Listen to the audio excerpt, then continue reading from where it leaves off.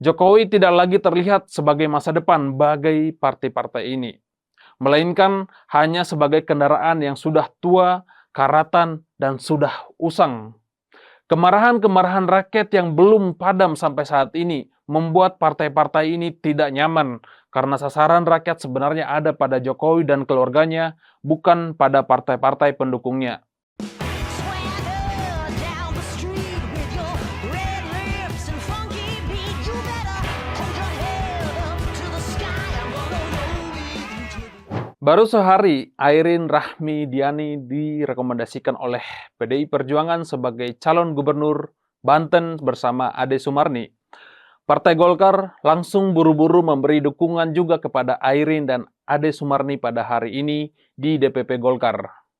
Padahal partai ini sudah jauh-jauh hari berkomitmen tidak akan mau mengusung mantan wali kota Tangerang Selatan ini. Tidak terhitung lagi sudah berapa banyak air mata seorang Airin menetes ketika dikhianati oleh partai yang dia besarkan di Tangerang Selatan dan keluarganya di Provinsi Banten. Termasuk ketika mendapatkan rekomendasi dari PDI Perjuangan.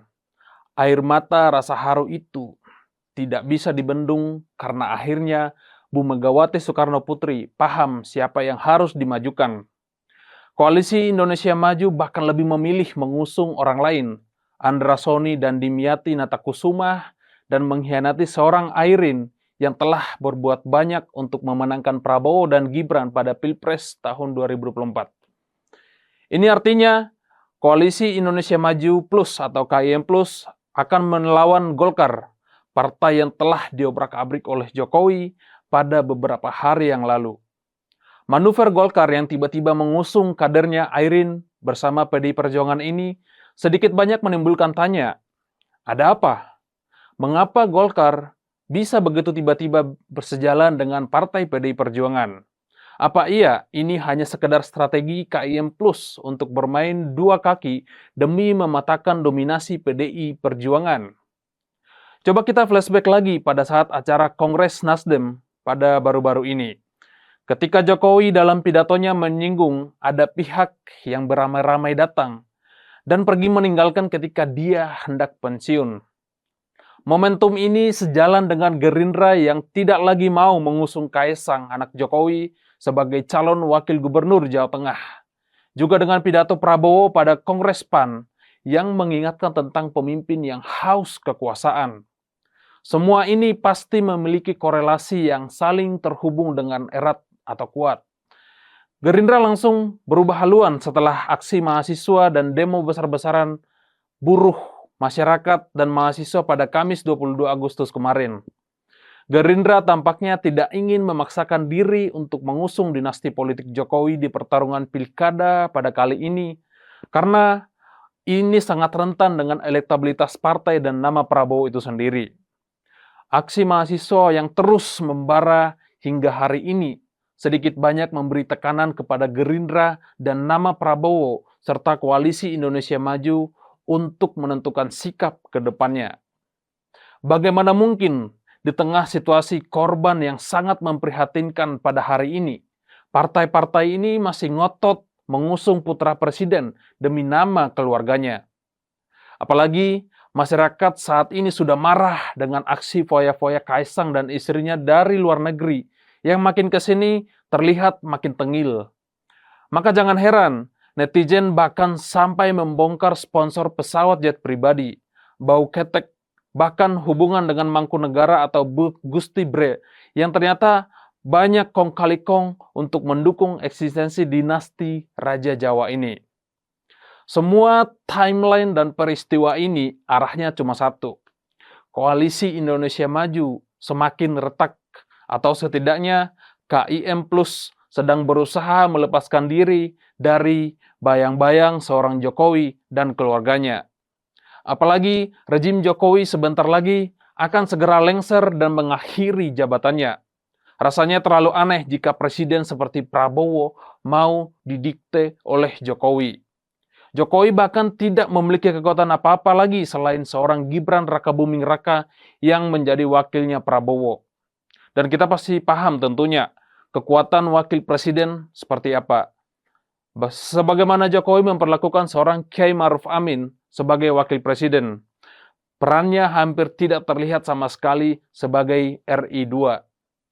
Jokowi tidak lagi terlihat sebagai masa depan bagi partai-partai ini, melainkan hanya sebagai kendaraan yang sudah tua, karatan, dan sudah usang.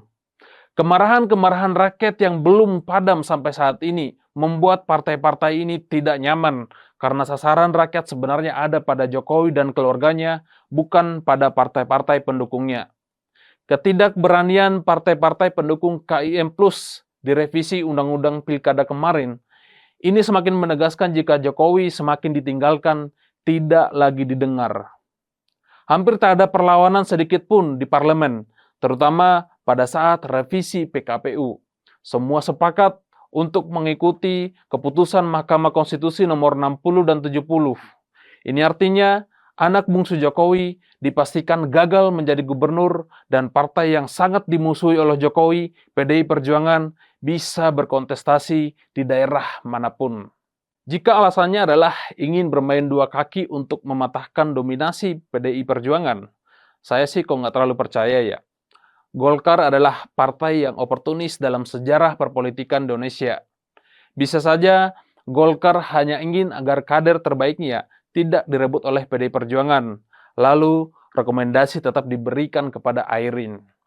Maka jangan heran pidato Bu Megawati Soekarno Putri pada saat pemberian rekomendasi calon kepala daerah kemarin, beliau mungkin terkesan marah-marah, tapi sebenarnya beliau bukan melampiaskan emosi. Tetapi pidato Bu Mega adalah sebagai bentuk rasa sayang dan antisipasi jika nanti pada akhirnya ditusuk dari belakang. Ya, lebih baik tidak usah bergabung dari sekarang.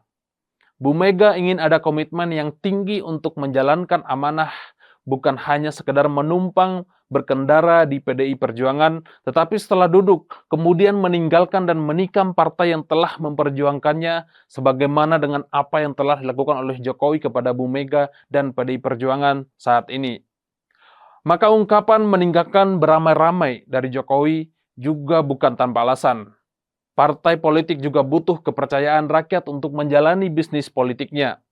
Jokowi selesai pada tahun 2024 ini, tetapi partai politik tetap akan berlanjut bahkan hingga Indonesia tidak ada lagi. Maka pilihan terbaik bagi Partai KIM Plus adalah berusaha lepas dari bayang-bayang Jokowi di tengah kemarahan rakyat pada dinasti politik dan nepotisme yang semakin populer di kalangan anak muda secara negatif. Di Jawa Tengah, Gerindra sudah melakukannya. Di Banten, Golkar juga sudah melakukannya. Saya hanya bisa berkata, turut prihatin kepada Raja Jawa ini. Karena sesungguhnya kekacauan yang terjadi ini adalah buah dari nafsu dan gila kekuasaan yang semakin tidak terkendali. KIM Plus mungkin bisa tetap eksis, tapi pada kenyataannya masing-masing akan saling menentukan jalannya sendiri. Yang jelas, PDI Perjuangan tidak semudah itu untuk dikalahkan. Saya John Sitorus, Insight.